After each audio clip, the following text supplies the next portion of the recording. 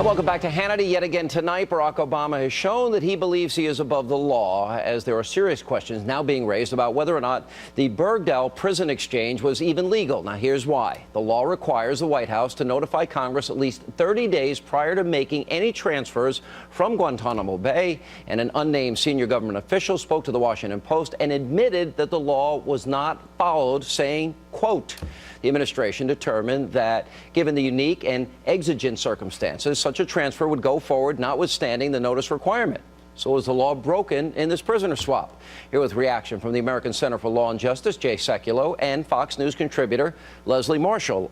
Jay, it's a simple, basic question.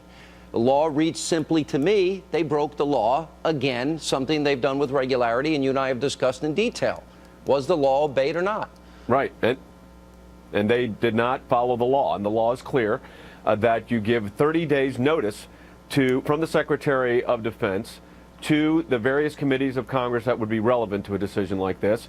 And it's simply notice and certification that the people being released will not be placed in a situation where they can do harm to the United States. By the way, the law was even more stringent under previous administrations. It was loosened up a little bit in the Defense Authorization Act that came out last year.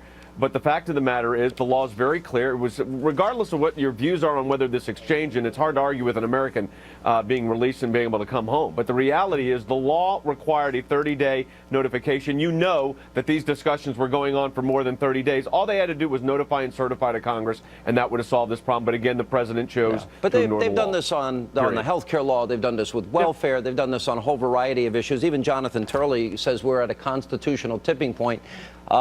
You know, as I look at this, Leslie, let's play Jay Carney. He said repeatedly that, in fact, they would go to Congress if there was any such deal. Here's what he said.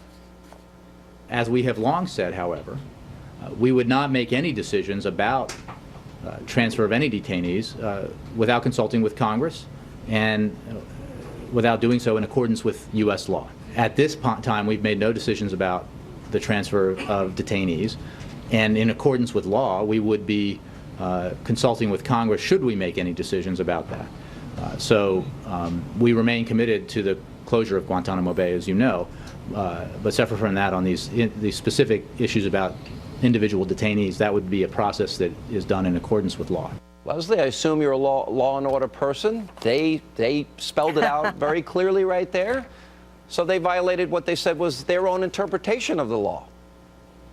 Well, first of all, you have the president signing statement. Second of all, I concur not only with the U.S. Constitution in Article 2, but with our own Defense Secretary Hagel, who says that the president has constitutionally the authority. And in addition to this, if you look at not wait a minute, just hang the on, you didn't answer my question. Did you just hear Jay Carney say that in accordance with the law, we would be consulting Congress if we make any decisions about this? His words, not mine. They said they promised it repeatedly. That was their interpretation. Now you're going to spin a new interpretation? How do we have letters? How do we have conversations? How do we have congressional members in both the House and the Senate on the record, such as Duncan, such as Crapo, such as Leslie, Rich, such as Hunter? Leslie, you're very good at dodging. And we even have journalists reporting on this since last May. In accordance with the law, we would be consulting with Congress should we make any decisions on this. What part of that did they not listen to? Their own interpretation. Jay, you're an attorney. Well, I mean, here's the problem, Leslie, with your argument, and with due respect, again, not getting into the merits of the transfer here, but the legality of it. The president cannot decide that a law is unconstitutional by issuing a signing statement where he determines that the notice requirement was a violation of Article 2 of the United States Constitution. He doesn't get to do that. He's not a king. He's a president. And that's number one. Number two, the administration's own position, as Sean just played on the program, the position of the administration was that the notification and certification requirements on prisoner exchanges had to take place because that is what the law is, and that the president wants to make this kind of exception to it. He doesn't get to do it that way. And here's the thing that, Sean, this is what I don't understand. You know they were working on this for more than 30 days. It didn't have to be public. It just had to go to the committee leadership. You know how we know. Why didn't they just do that and follow through? Well, we got some of the details. Right. The Taliban, at one point in the negotiations that they claim weren't negotiations, actually walked away from the table because they had specifically requested these 5 people and eventually got it. Right. Was this a negotiation, Leslie, or do you spin this as well, saying, no, this wasn't a negotiation? Well, first of all, Sean, I know a lot of people are going to hate me for this, but I feel that if we're going to get an American home, whether it's one or numerous Americans, I didn't ask you. I've always been in favor. I've always been in favor of negotiating with whoever we need to negotiate with. Was this a negotiation with terrorists or not?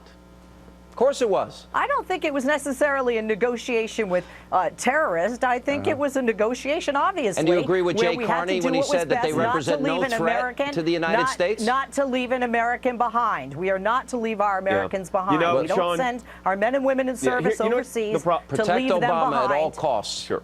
Baghdad bombed this did is a not great job protecting playing again Obama. tonight. This is about protecting the American men and women that we send knows overseas. that he's not going to be held responsible.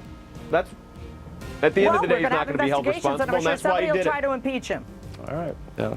Maybe he should be. Well, Jonathan Turley thinks we're at a constitutional tipping point. Hardly a member of my vast right-wing conspiracy. Guys, good to see you. Thank Jonathan you. Turley's right.